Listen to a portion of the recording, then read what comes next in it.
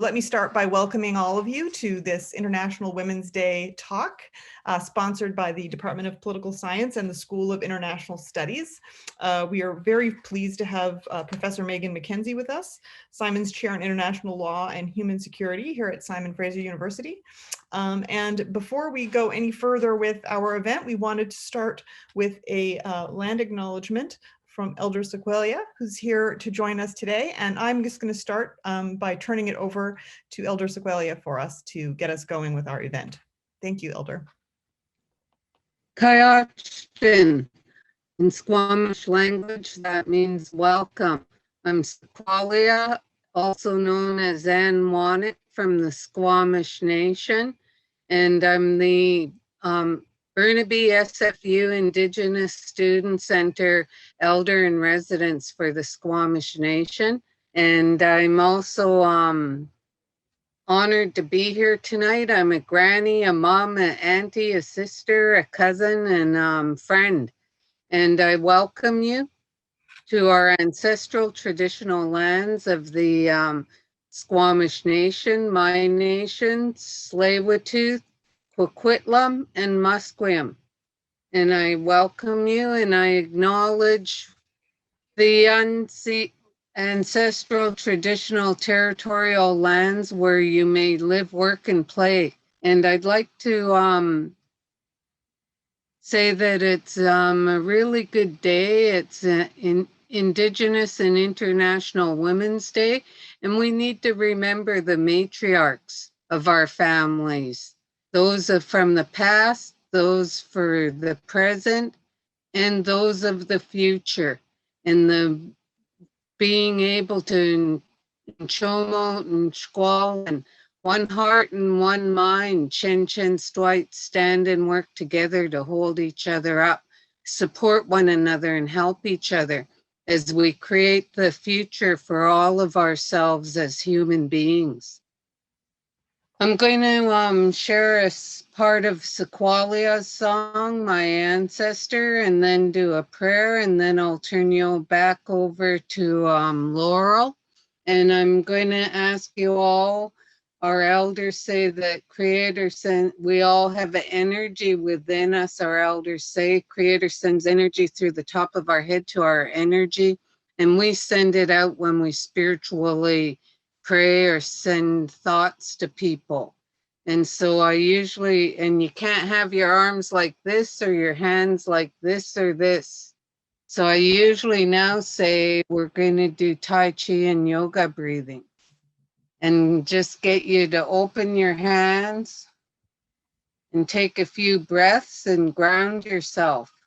And you'll be grounded for the rest of the meeting.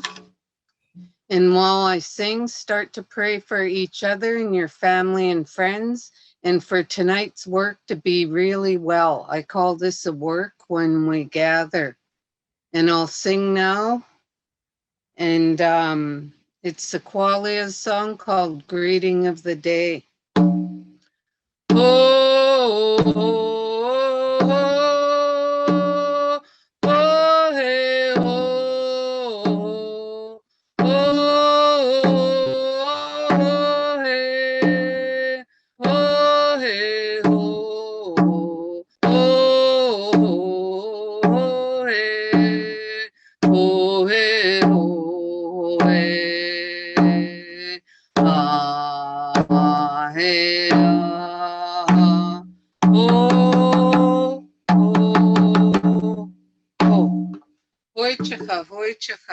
Chen Quinn Mentumi Kakakanak Chasiam Yoncio Manman Squalwin Yoncio Manman Equatal Chet Squalwin Ciai Chet Squalwin to Squal's Deceits. Asking you, Creator, to watch over and protect each and every one of your children gathered here tonight and all of their families, their Equatal Chet and their Ciai Chet and their friends and their Manman, all of their children. And help them with their squalwin, the feelings in their hearts and minds, their mental, emotional, physical, and spiritual health and well-being. And with put a shield around them to protect them as they go forward to this evening and into the rest of the week, and keep them safe. Asking you, Creator, to let tonight's work be yet one halt up an excellent work, and that the snachum, the words that we listen with respect, take into our hearts what's meant for us, set aside what we don't need, to bring back another day, to share and transfer knowledge and share experiences, and to ask questions, and to create solutions for now and into the future. Asking prayers, Creator, for all our family and friends who have serious illnesses, injuries, those waiting for surgery, those who have had surgery, for their health and well-being, and their healing and recovery. Asking Creator to hear our prayers for all our family and friends who have traumas and battle alcohol and drugs, especially those who are homeless, or those that are incarcerated, or those that are going to be released during this time when the supply is dangerous and fentanyl and carfentanil are taking many lives. Asking you, Creator, to protect them and keep them safe, and help hear our prayers that they find the healing path to wellness, sobriety, and recovery.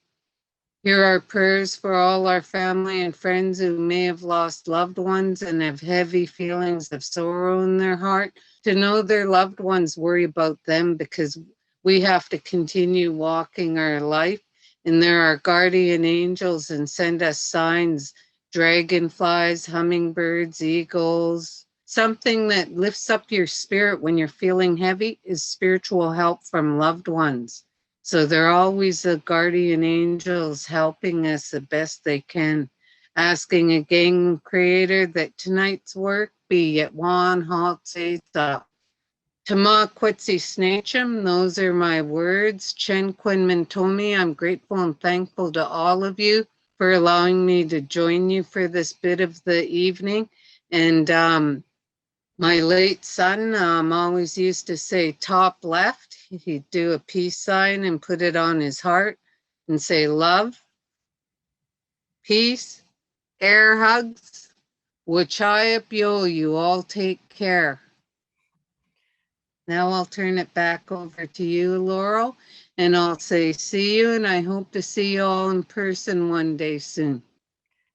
Thank you so much, Elder Sequelia, for that really grounding and wonderful start to this event. Before we turn it over to Megan, I wanted to first just say a couple of things about International Women's Day. So as you many of you probably know, but some may not, that International Women's Day first emerged from the activities of the labor movements of the early 20th century. And for example, International Women's Day was observed actually on March 19th in 1911 in Austria, Denmark, Germany, and Switzerland, and 1 million women and men showed up to show their support for the day by participating in public events. In Canada, the labor movement and the women's movement have been closely entwined always for years. And in the 1970s, when women were organized both inside and outside unions, for example, the first International Women's Day Committee, or an organization called the International Women's Day Committee, was operational and actually later changed its name to the Toronto Socialist Feminist Action in 1987. The United Nations first had the first International Women's Year in 1975. And really, the first International Women's Day was officially recognized in 1977 when the UN adopted a resolution designating March 8 as International Women's Day. And it's celebrated around the world, although it has very different meanings in the different places that it is observed, interestingly. So today, we are observing International Women's Day in our own way. First with this wonderful welcome from Elder Sequelia, and now by turning to a long-awaited, exciting, timely talk by Megan Mckenzie, who is Professor and Simons Chair in International Law and Human Security here at Simon Fraser University in British Columbia, Canada. And she is going to talk today on the subject of how do we talk about military sexual violence and why does it matter? Let me just say one or two things about Megan before I turn it over, and it's very difficult to summarize such an accomplished person in just a very brief period of time, but I will just try. Megan Mckenzie is a feminist scholar who's interested in war, security studies, post-conflict recovery and reconstruction, and military culture. Her work is broadly focused on the ways that gender matters in understanding war and insecurity, and the ways that experiences of war and insecurity are shaped by gendered norms and by sexism. Megan has been studying military culture and gender integration in the military for over a decade, and her projects include work on military sexual violence, which we'll talk about today, but also the integration of women into combat roles, military suicide. She has worked on issues related to post-conflict transitions, feminist solutions for ending war, disarmament programs, amnesty provisions in peace agreements, and Truth and Reconciliation Commissions. Her book, Beyond the Band of Brothers, the US Military and the Myth That Women Can't Fight, has been described as a landmark contribution on gender integration in the military. She also has a book co-edited with Nicole Wagner called Feminist Solutions to Ending War, and it's going to be coming out later this year. And today she's going to present research to us from her next book, which examines military sexual violence. So I'd like to thank the School of International Studies and represent the Department of Political Science here in this International Women's Day event. Thank you, Megan. I'll turn it over to you now. Thank you, Laurel, for the wonderful introduction. I want to start first by thanking Elder Sequelia for that wonderful welcome. It was so meaningful, especially on International Women's Day, to have her do the land acknowledgement and the welcome. And I really felt the energy of that. And I hope you all did as well. I hope that my presentation can live up to the intention that she set out for us. So I'm really grateful. I also want to acknowledge that I'm on Indigenous land, and I'm on the land of the Squamish, Tsleil-Waututh, and Musqueam nations, and I'd like to pay respects to elders past, present, and emerging. So happy International Women's Day. I'm really amazed that so many people are here, and it's really wonderful. It's such a wonderful way to celebrate an important day, and I'm really grateful to Laurel for the introduction, to the Department of Political Science for inviting me, and the School for International Studies for being my home school and for co-hosting the event. Thank you also to Rebecca and the team in the Political Science Department for all the work that has gone into organizing this event. And thank you all for being here. It's evening, it's, you know, the tail end, hopefully, of a pandemic, and there are other things that need to get done in households at this time in the evening. So I really appreciate you being here. I know I just had a dramatic evening of a child being sick, and if not on International Women's Day, and if not at this point in the pandemic, can we just acknowledge that there are things going on in our Zoom, behind our Zoom boxes that are very real and personal, and nonetheless, I will shift to the research that you're here to listen to. So today I'm speaking to you about military sexual violence. So I'm going to be using the acronym MSV throughout most of it, just to make things easier. And this is really research that I've been working on for the past 5 years. And it's, as Laurel mentioned, for part of a book project on the topic. So MSV refers to unwanted sexual activity perpetrated against service members by a fellow service member or members. Of course, it impacts men and women. I'm primarily going to focus on MSV perpetrated by men against women in this presentation because women are predominantly disproportionately affected.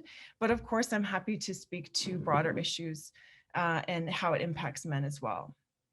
So when it comes to MSV, this has been a significant couple of weeks in the news. And actually, there are very few weeks or months in the news where this is not a significant issue, unfortunately.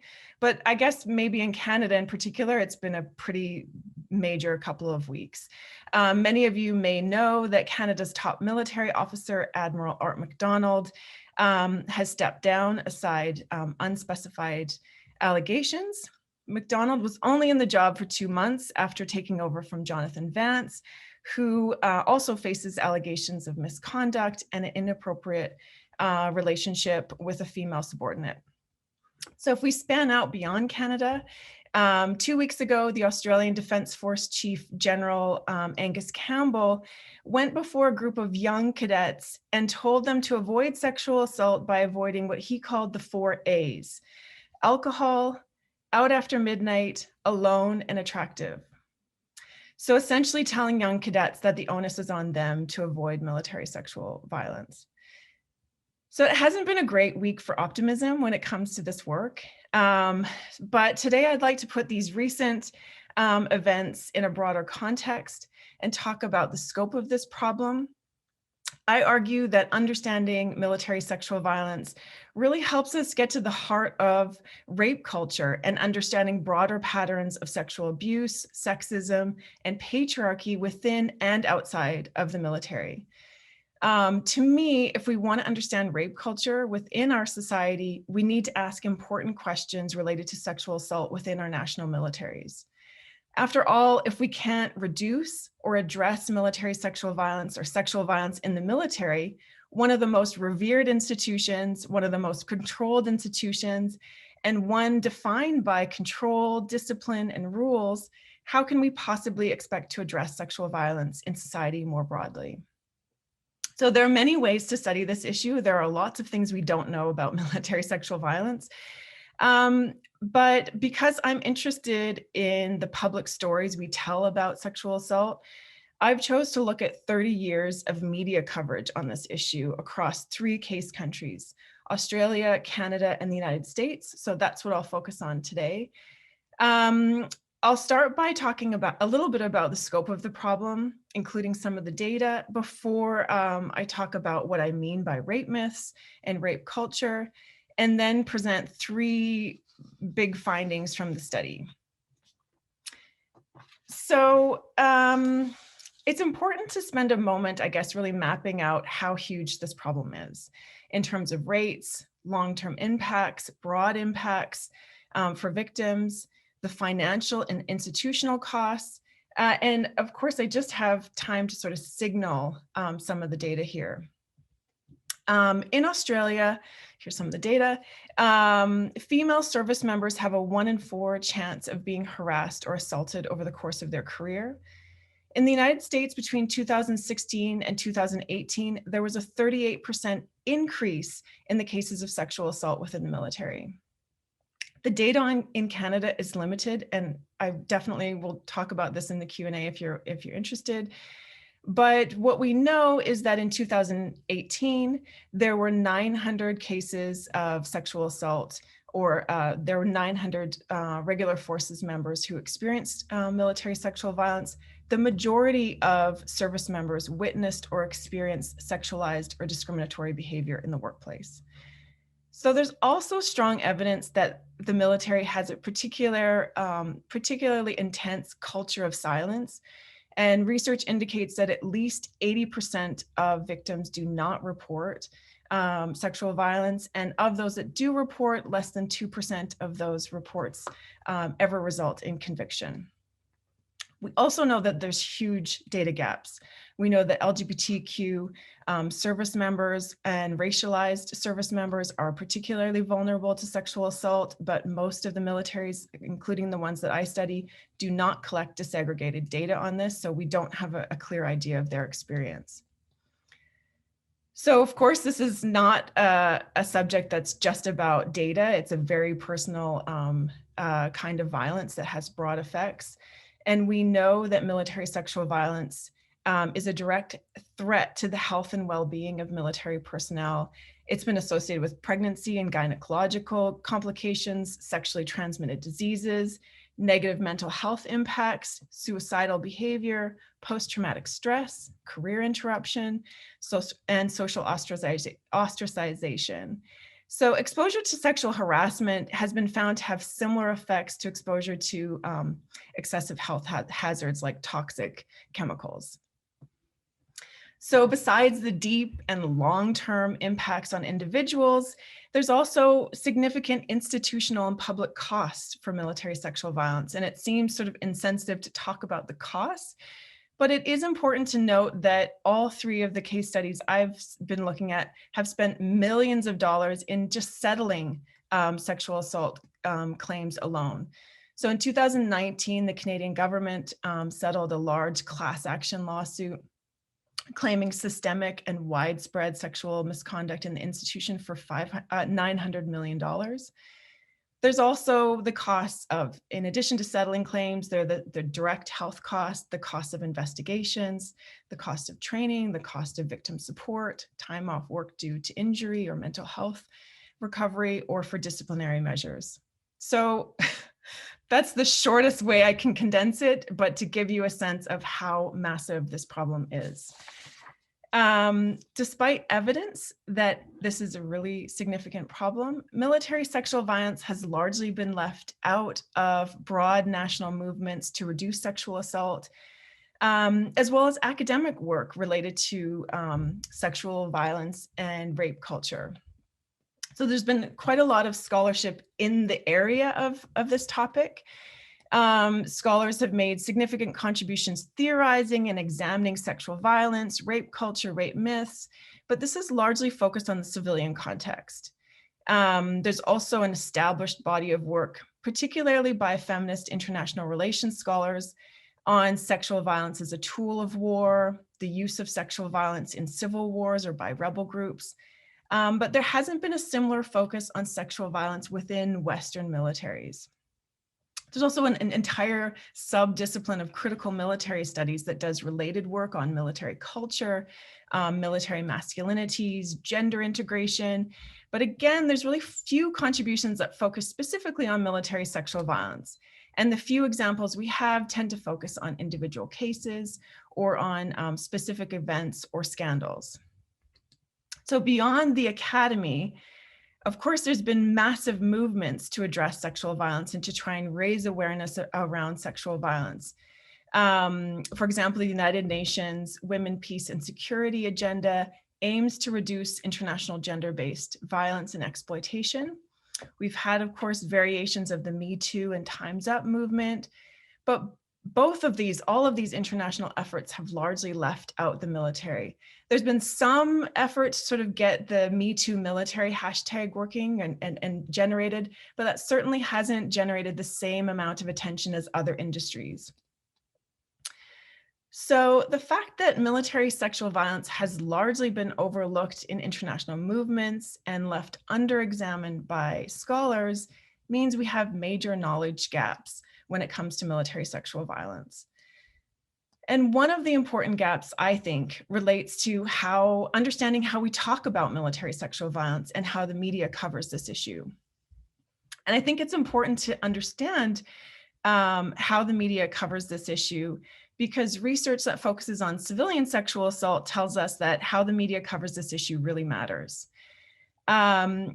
There's been research that focuses on, we know that media coverage of civilian sexual assault tends to be shaped by gender bias, or what researchers have called rape myths. Rape myths are prejudicial, stereotyped, or false beliefs about rape, rape victims, and rapists. And Emily Buchwald defines rape culture as a complex set of beliefs that encourage male sexual aggression and supports violence against women. It's a society where violence is seen as sexy and sexuality as violent.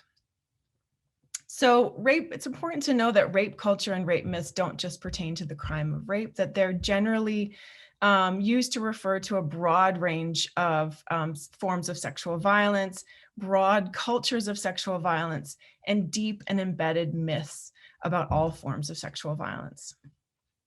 So what's important to note about rape myths is that they're widely held beliefs about why sexual assault happens. In other words, they're commonly held lies about sexual violence. So specific rape myths that scholars have found in the civilian context include versions of "she was asking for it," "women often lie," "good guys or men with strong reputations don't rape." So these myths have significant impacts. Researchers have found that where rape myths are accepted, it's possible to observe increased negative perceptions of rape survivors, lower conviction rates, shorter sentences for perpetrators, and police reports that reproduce rape myths, focusing on what the victim was wearing, for example. So in her research, Canadian scholar Shannon Sampert found that the majority of articles about sexual assault published in 2002 contained at least one sexual assault myth. Sampert argues, quote, "These myths are so embedded in our consciousness that they are often accepted with little contestation." So in short, rape myths dominate media coverage of civilian sexual assault, and research exposing this has influenced renewed media guidelines. It's helped to unravel these myths and raise awareness to change the way that media reports. So one of the goals of my research was really to determine if there are specific gendered or rape myths that are specific to media coverage of military sexual violence. So this is why I did an analysis of 30 years of media coverage across the case countries. I felt like it seemed reasonable to expect that there might be rape myths or gender bias and assumptions unique to military sexual violence, given that the military is a unique institution and there are unique aspects to military sexual violence. But there hasn't been a similar comparable analysis. So I wanted to do a media analysis not only to have this comparison to the civilian context, but also because even though there's some limitations to media, it's a useful resource in gaining insights into the public conversation around this topic. It's also, given the division between the military and civilian affairs, the media becomes one of the few avenues for the public to actually learn about military sexual violence. So also research indicates that media coverage of sexual assault can take the form of historicizing and archiving the events for the public. So the way the media covers it is actually a pretty comprehensive public record of events. So again, the analysis and the work that I've done is not centered on women's experience of MSV, not in this particular project, but really about how gender bias, norms, and tropes might shape or become reproduced in media coverage and policy responses. So theoretically, this work is really grounded in the claim that public discussions and narratives about sexual violence are political and always about more than just sexual violence. So I argue that there's a military sexual violence rhetoric, and this builds on work like Sabina Selke, who treat narratives about sexual violence as what she calls social master narratives that are illustrative of wider norms, beliefs, and myths. So this research is also, broadly grounded in feminist international relations scholarship. And this is work that's not just asking where are the women, but really arguing that the personal is international and trying to draw attention to political phenomena that might otherwise be overlooked or cast as domestic or private matters.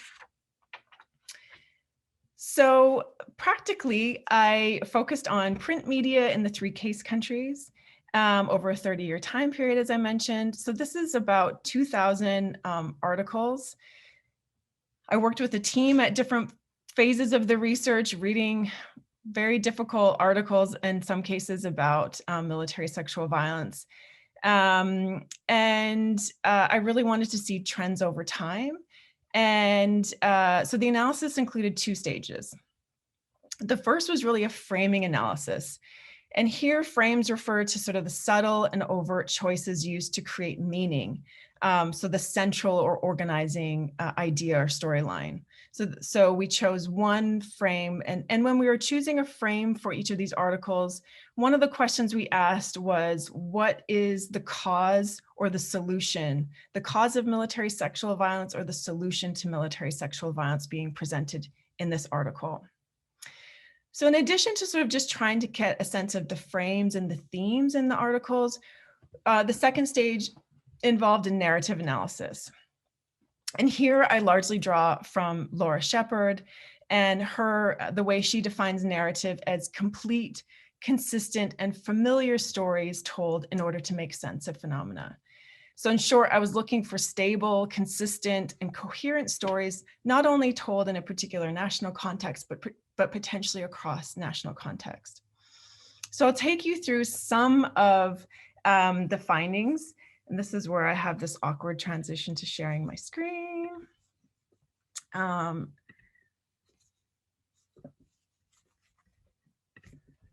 So the first slide you have here is really the frames that we identified. So these are the dominant frames for the news articles. The first here is the Australian case. And I'll talk you through, again, we were looking for sort of a dominant frame. Of course, these themes, there are many articles that mentioned one or more of these themes, but we looked for a single dominant frame for each of the articles. So I'll just talk briefly about each of these before I share some of the other findings. So the first dominant frame was really change and progress. These were articles that centered on the military institution as successfully addressing the problem, even as they reported evidence despite that countered that.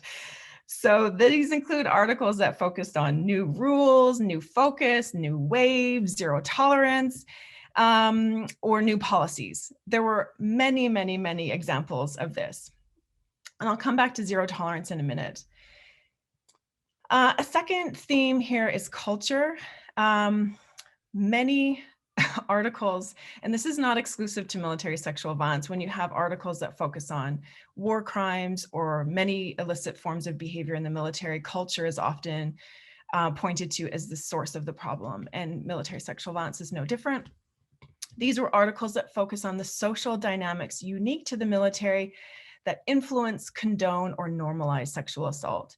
So these include articles that focus on warrior culture, band of brothers culture, culture of group loyalty. So what's interesting is that in media coverage, military culture was consistently referred to as both admirable and persistently dysfunctional. So one of the quotes, for example, says, worldwide military culture is unique and it needs to be. Teaching and training people to kill in defense of the nation and its interests is serious business, and our people do it exceptionally well. What they're taught and how they are nurtured and developed is often inconsistent with organizational norms. It produces a culture of entitlement and an environment in which challenge and accountability are not appreciated. So this was in an op-ed about military sexual violence. The third theme that you see here is gender roles. And these were articles that really ascribed the problem of military sexual violence to the assumed essential nature of men and women. So it might focus on men being driven by testosterone or women being essentially weak. So an article written by a former Air Force pilot in the Australian media context draws conclusions and says that you cannot expect, quote, testosterone to remain dormant when men and women are at the peak of their sexuality, when training them to be warriors and putting them together in a semi-cloistered environment. So here you can see where gender and culture sort of overlap in this narrative. A third frame really focused on the institution as the source of the problem. And here we have articles that center on the nature of the military institution. So the hierarchical nature, the chain of command structure, the nature of deployments as a causal factor, as an explanatory factor when it comes to military sexual violence. And then the last frame for the Australian context relates to military justice. And these are articles that refer more specifically to how ineffectual the military justice system is. It's consistently framed, and this is across national context, as inherently limited or problematic, having problematic internal structures, failing to keep records, etc. So this is the Australian context. I'm going to switch. This goes to the American. For the US, there were many more articles. There were over 1,000. And we had sort of similar, so I'm going to flip back and forth. You see sort of similar patterns but much more of a focus on the institution.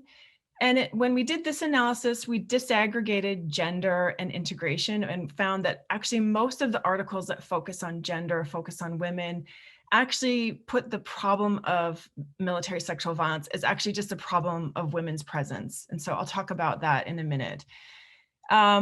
Also, interestingly, there were quite a few articles that were sort of taking a very general approach, and we didn't identify a frame.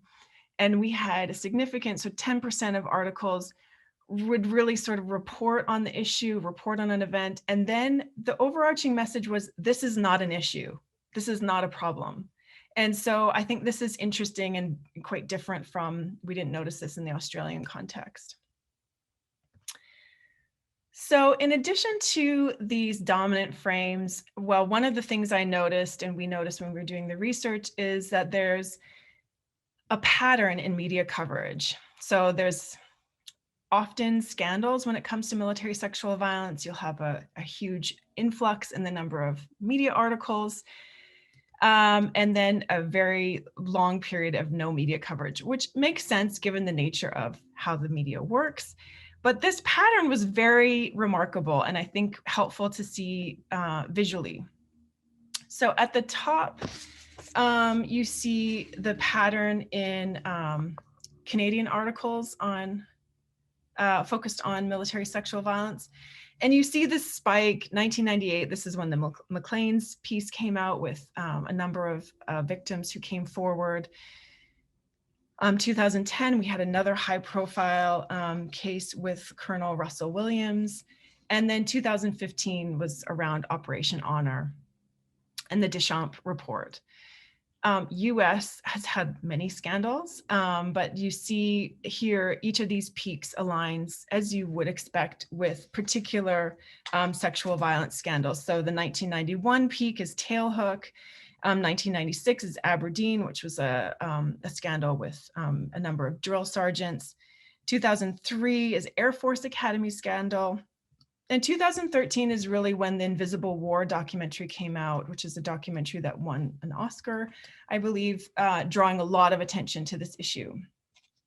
So in addition to sort of mapping these patterns, which I thought was quite interesting, going back to the change frame that we found, one of the things I found remarkable is how often the term zero tolerance was used. And so I was so curious about the use of zero tolerance that I went back to the data and did another sort of secondary analysis looking at how often military leaders or government leaders actually make a zero tolerance statement that's reported in the media. And I really wanted to sort of map these out over time. First, to just confirm my gut feeling that this is a rhetorical tool used often. And also just because I just couldn't help myself. I don't often use data, and I just felt like this was a really important thing to do. And so what's interesting, here's the US, what the US data looks like. So each of these dots is a zero tolerance statement, either by military or government leaders. So this might include an Army colonel, it might be the chief of the defense forces. But you can certainly see a very clear pattern here where you have a scandal, a spike in media coverage, and then a number of zero tolerance statements. So in the US data that we have, we counted 41 zero tolerance statements in the past 30 years. It's worse in Canada, where there's 44 zero tolerance statements that look much more clear in terms of follow-up to scandal. What I'm going to do with this eventually is make an interactive graph where you can click on the dot and find the zero tolerance statement, but I'm not there quite yet. But anyway, I think that the visuals are quite compelling to sort of see this distinct pattern. So it's not just that there's a pattern, there's a rhetoric to the statements. So the zero tolerance mantra that I would call it a zero tolerance mantra really is this consistent message that the institution takes this matter seriously, that it's addressing it, and then often, as I've sort of mentioned, repeating the most recent initiatives around this issue. So in addition to the zero tolerance pattern, I have identified, I guess what I would call 4 preliminary rape myths when it comes to military sexual violence media coverage. And so again, these are what I'm looking for. What I was looking for is just consistent and coherent stories over time. And so the first consistent story is that militaries foster and require a warrior culture that inevitably leads to sexual violence. So this is sort of a different version of boys will be boys, specific to the military. But it's the idea that militaries require a particular type of warrior culture in order to successfully fight wars, and that particular culture, unfortunately, but inevitably, can result in sexual violence. And so it's interesting because it's really sort of giving the message that in order for service members to do their job, one of the unfortunate side effects may be sexual violence. So I think this is an important specific myth to draw out in order to eventually unravel it. A second myth is really that binge drinking is a celebrated and integral aspect of military culture that inevitably leads to military sexual violence. I do have to say, and I know there are several Australians in the audience, this is a very particularly salient narrative in the Australian context, where 16% of media articles focused on binge drinking and basically associated or offered binge drinking as a causal factor or an excuse for sexual violence in many cases. So binge drinking is associated with predatory behavior, with hazing or initiation rituals. And in many cases, again, it's listed as a causal factor for sexual violence. A third myth is that, what I would call it a myth, is that incidents of military sexual violence are isolated and sporadic and perpetrated by a few bad apple service members.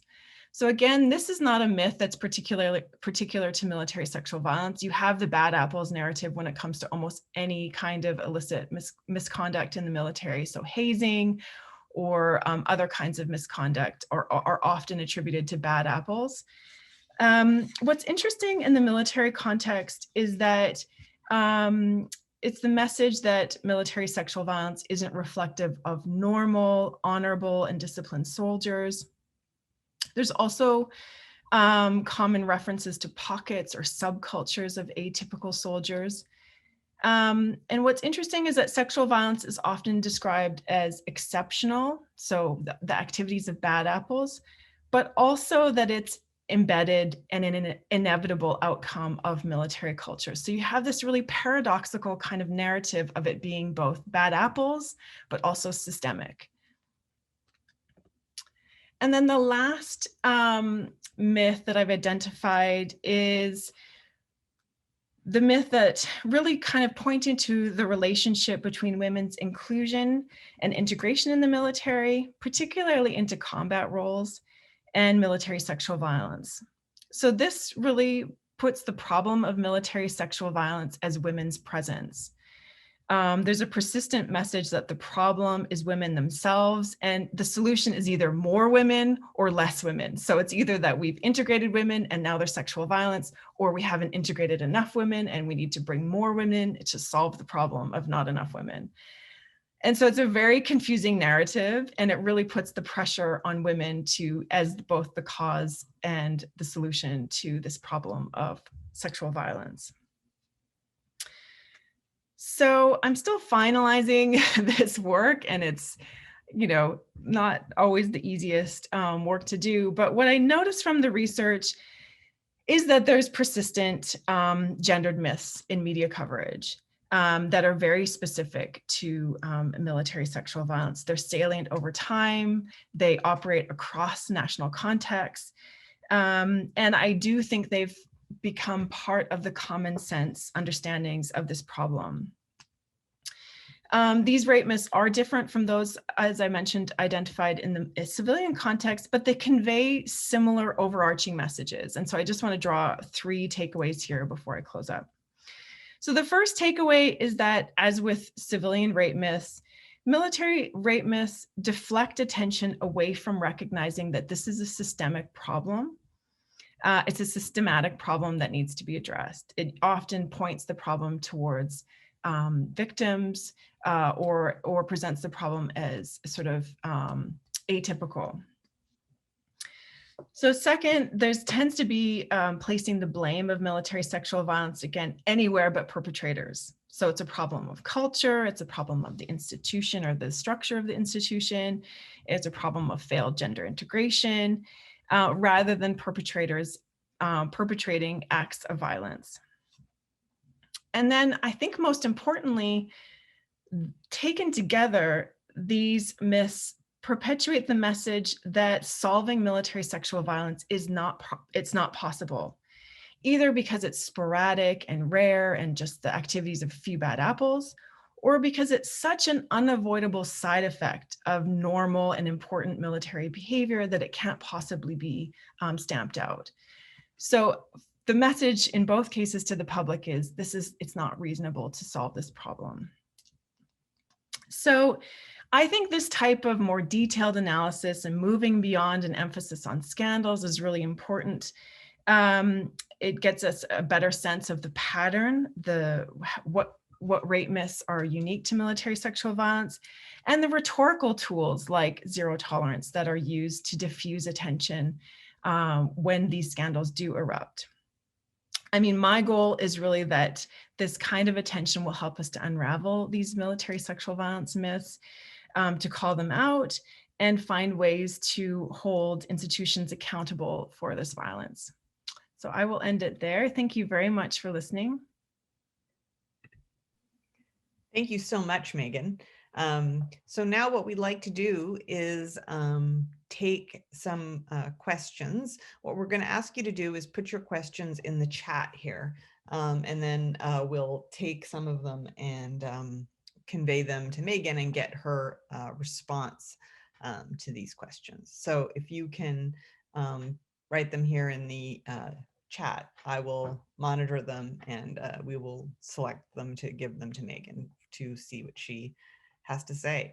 So just while we're seeing if there are things that people would like you to talk about, Megan, I was interested in your sort of take on why there was you have this one slide where you're showing zero tolerance, how zero tolerance is prompted by media coverage. And so one question would just be, can you say more about, how it is that, I know this is a work in progress, but can you say more about how it is that that coverage prompts that response in your view? And I've got a couple of other questions here I'll read out to you as well, and then you can take them together and decide how you want to address them. The other one is from Lee Lorne. Thank you, Lee. Did you only use mainstream print media, or did you access more niche media outlets? And could you say something about the outlets that you considered? And then Carly McWilliams also says, is there any difference between military sexual violence in war zones or in domestic or non-combat locations? And she's asking if you know anything about the numbers in that regard. So let me stop with those ones and see if you have something to say. And then I see there's another question here, which we'll come back to. So thanks for that great presentation, Megan, and see if you can say a few words about these first few questions. Thank you. Laurel, I actually, just because I was still sort of collecting myself, I missed your question entirely. I have to admit. Don't worry about it. Can you ask me again? Well, I'll first tell you these ones from the audience. Okay, sure. Okay. The audience, Lee Lorne says, did you use mainstream print media? Got it. Difference between, okay. And then the one that I asked you was just about the relationship between the incidents in the coverage in the military, the coverage in the media, and the zero tolerance statements. Like, what was the relationship between those things? But yes, yeah. Go ahead. Yes, thank you. Hi, Carly. It's nice to see you. Thank you for your question. I'll start with that question first, just because I already have the answer sort of thinking in my mind. I mean, the wonderful thing about sexual assault in the military in the US is such a massive problem, and it's been such a significant issue impacting so many service members. One of the few positive things related to the US military on this issue is they collect incredible data. And that's partly as a result of congressional pressure. And that's something we don't have here in Canada and certainly didn't have in Australia, is really a political champion, someone who takes on this issue, partly because it's not an easy issue to take on. It's not going to win you any votes. It doesn't make you popular. It's something that leaders have to take on because they feel it's the right thing to do only. And there's not very many politicians, quite frankly, who want to do that. So in the US, you have sort of like Senator Kirsten Gillibrand, who's been really pushing this and demanding great data be collected. And as a result, we have a much better idea of the problem in the US. And so the reports that come out every 2 years, we know which military posts have the highest rates of sexual assault. And we know what sexual assault rates are like on deployments, which are higher.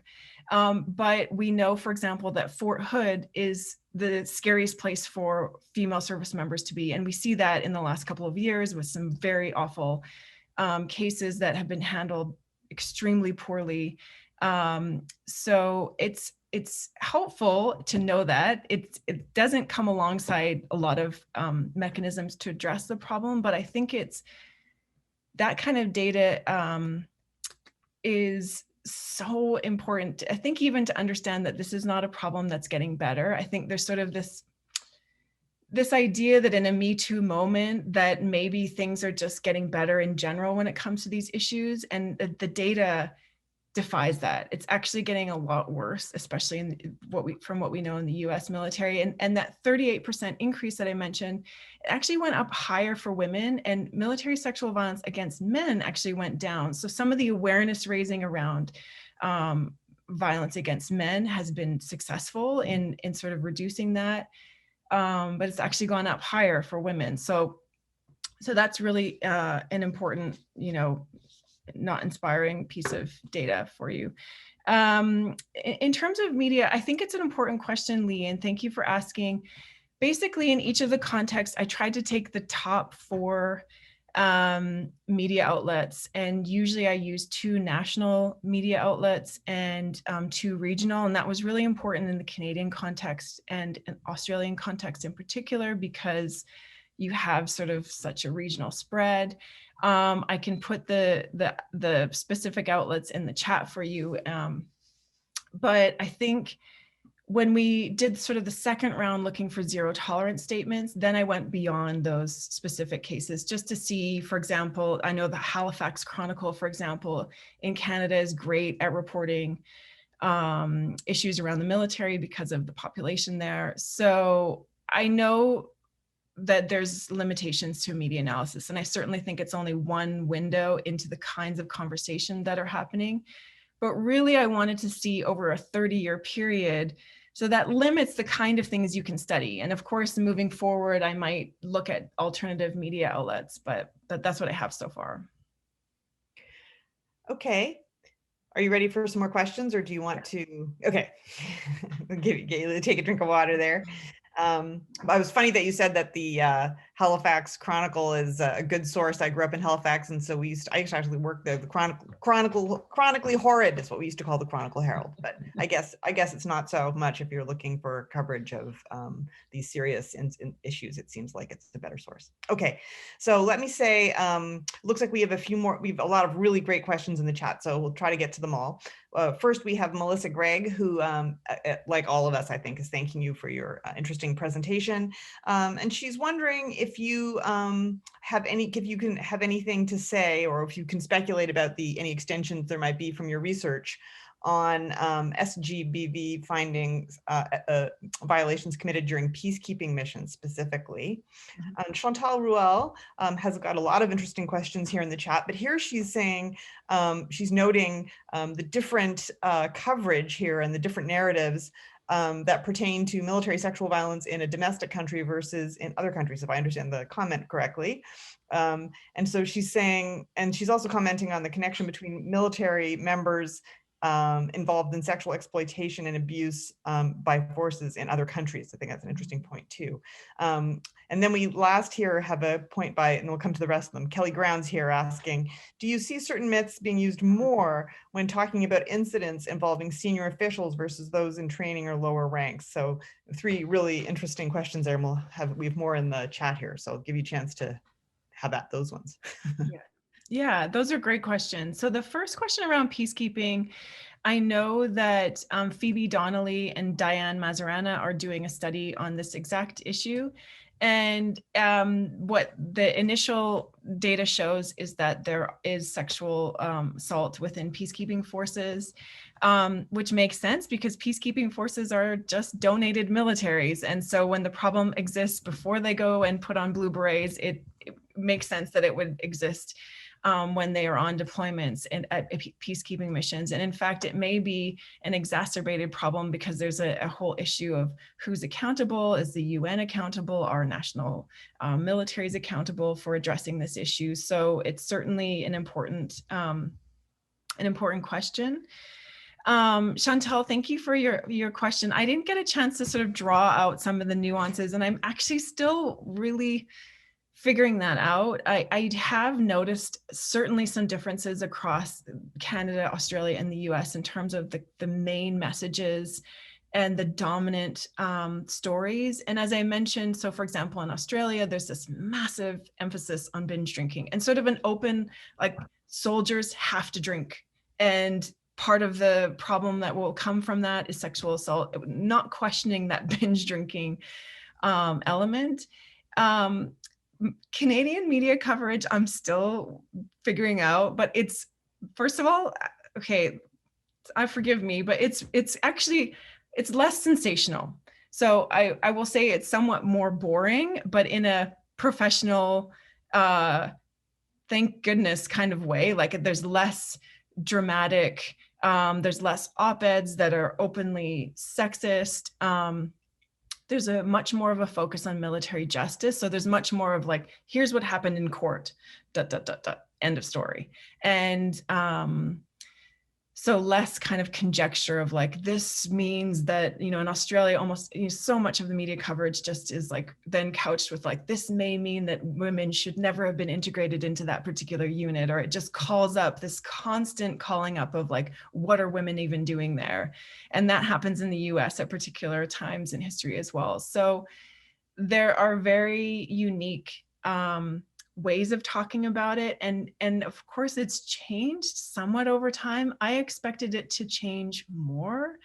The US media coverage in the 90s is really, really bad. The media coverage after Tailhook is so shocking. And I mean, it's really difficult. And I ran a sort of a media lab with students that helped me do some of this work, grad students. It was tough. It was really, really tough. And thankfully, some of the language and some of the op-eds would never be published now, I don't think. But at the same time, it hasn't changed as much as you would think. Great. I'm going to pick some of the questions we got, pick up on what you just said. So it may be a little probing a bit more what you said, although what you said seems like it starts to answer. So I missed this earlier comment by Hannah Christensen, which is a very good question, which is, she's asking about, like, if anything comparative about the American media articles versus Australian, Canadian context. So you said this a little bit, but here she's saying that you had said there were more articles in the US media. And like proportionally more, like why are there more? And she has a follow-up question down here, which is saying, like, as you look at these articles over this period, did you find that the narratives changed? And so you've alluded to this a little bit in your comments that you just made. But how did they change? Let me just throw a couple other things in there. Looks like Chantal Roy also comments on the increase in military data over the Trump years and how that's interesting. And Jolene Staples asks whether the increase could be because more women are speaking up. Do you think that's the case? So maybe we'll just, we've got some other great questions here too, but maybe I'll start with those ones again and come back to the rest of these. Yeah, great. Thank you for these questions. Jolene's my cousin. Hello, Jolene. What a wonderful question.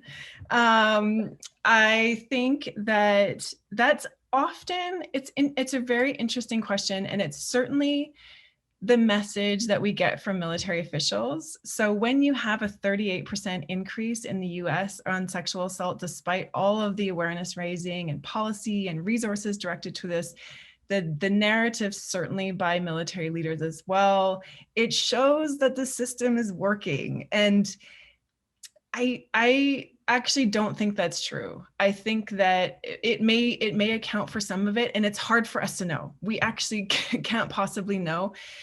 One way for us to get a sense of the data, so anonymous surveys are really helpful in assessing military sexual violence, because they really allow service members to report whether they experienced sexual violence and whether they reported that. So we get a sense of the gap between the incident reports and how many people have experienced sexual violence that didn't report it.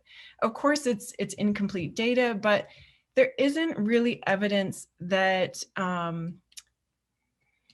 there's not a real evidence that there's no research to show that women and victims are trusting the system more.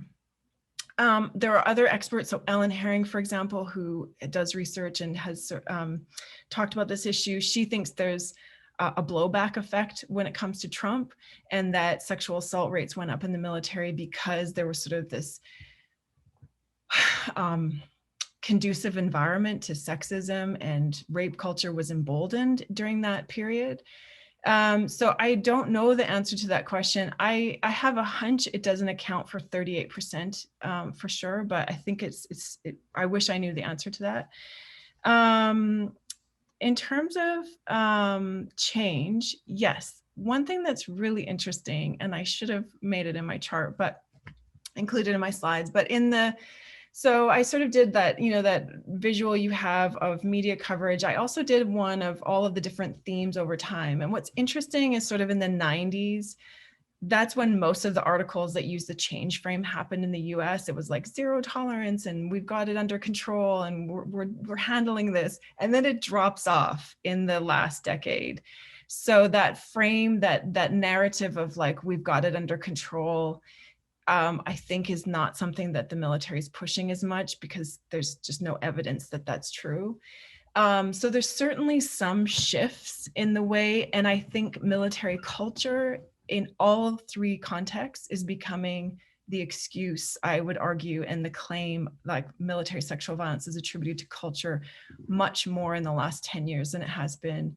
And culture is always defined vaguely, like it's this weird, mythical, mysterious environment where we can't quite understand it as civilians, but it's always kind of mythical, and it's not described as a workplace. Culture in any other context, culture is just the norms and processes of an institution. But in the military, it's really presented as mysterious. I don't know what the other question was. You hit most of them, but Okay. we still do have some excellent questions here also. So hopefully we can get to some more of these. Robert Adamson is wondering about the extent to which both national and international law, including institutions like the International Criminal Court, what role can they play in addressing these issues, including deterrence or even broader educational and messaging purposes? Robert asks, is law too limited in the role that it can play? So that's a kind of a big question. There's also some questions about whether you can say anything about whether stories about male or female victims are different. Do you have more information on that? Can you talk about mental health or machismo in the kind of role of these of military sexual violence? Okay, so we'll throw that over to you now. Okay, great. I'm really glad someone asked about how the media covers sexual assault against men. And actually the media mostly doesn't cover it, quite frankly. The New York Times has been better at covering this. In the US, just in terms of sheer numbers, because men make up the majority of the military, the numbers of male victims is much higher than women. Women are disproportionately affected. But what's interesting, and I've been able to sort of do more analysis in the Australian context, so I'll speak to that in particular. What's interesting is that sexual assault against men is often framed as even recently as hazing gone wrong, or sort of debauchery, or like party behavior. And so you have really reputable media outlets describing something as hazing, and then providing the details of what is clearly rape, legally would be defined as rape. And so there's a real resistance to sort of acknowledging sexual assault, which we know is partly why male victims don't come forward. They don't define their experience as sexual assault, and they haven't been told that they should not, that they have a right not to expect the kinds of hazing that they may be experiencing, or that sexual assault is something that may impact them. So what's troubling is that the media perpetuates that, and will sort of use these terms of hazing gone wrong, debauchery. And the Australian media context uses this term bastardization. And I had to really sort of figure that out. And it is sort of around this idea around hazing and violence in a particular context. So it's a really important question. And I think it's starting to change, but certainly there's still so much stigma around, especially in the military, where there's this idea that, and certainly, women in the military that I've spoken to personally have felt resistant to coming forward, because they feel like, well, I'm so physically fit. There'll be this assumption that I should be able to ward off an attacker. And I think that's particularly probably a reason why men don't come forward, this assumption of that someone should be able to stop an assault, particularly in this context. The question around international law is interesting, and I think the class action lawsuit we saw in Canada is really an important case for showing what is possible when victims get together and show systemic and widespread abuse. And I do think there's mechanisms within international law to sort of show these as systemic human rights abuses.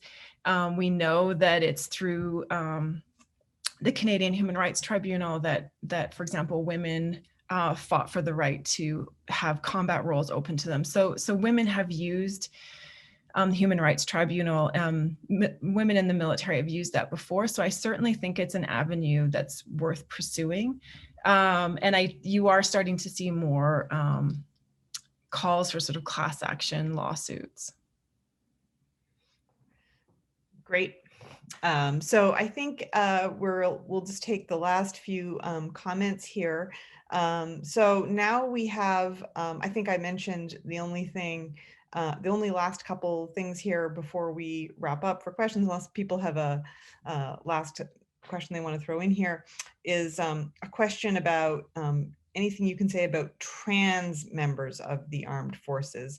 Did you come across any discussion of this issue in your work on military sexual violence? And then also, I may have gone over it too quickly. Somebody in the last question, somebody asked about whether you can say anything about the role that mental health plays. I don't know if either of those things are things that you can speak to.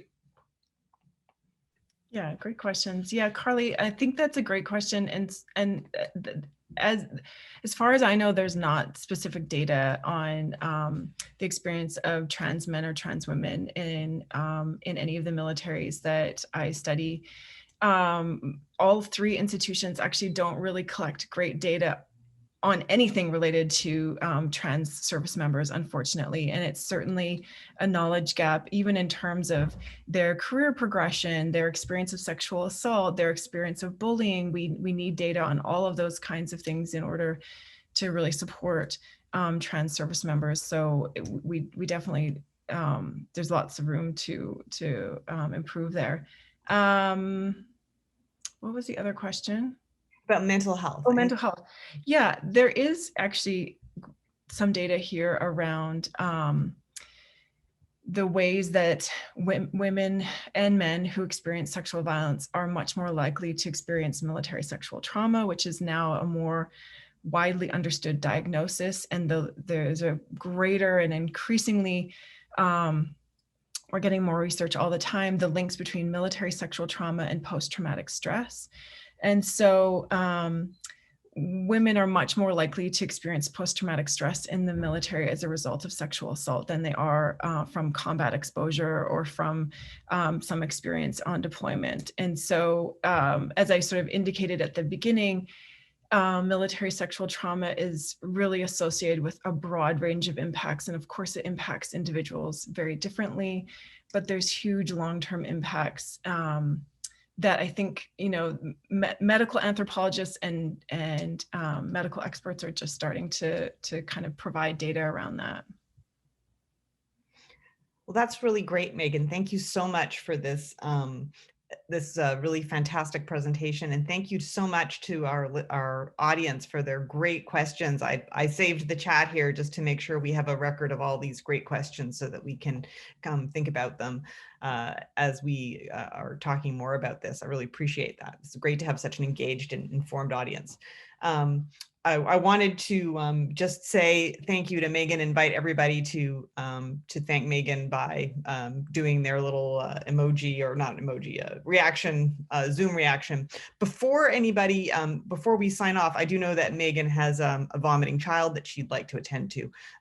But apart from, I'm sure your vomiting child won't mind if we just take one moment to mention the next event we have in this speaker series. And I'm going to turn it over to Erin Hoffman of the Speakers Committee in the Department of Political Science, and Steve Weldon, Erin Hoffman, and myself were part of the organizing committee that put this together. And thanks to Tamar Mustafa from International Studies for his leadership there and helping us to sponsor this talk as well. So let me just have Erin say a few words about our upcoming event, and then we will end there. Erin, are you ready to give us a bit of a quick preview about what's happening?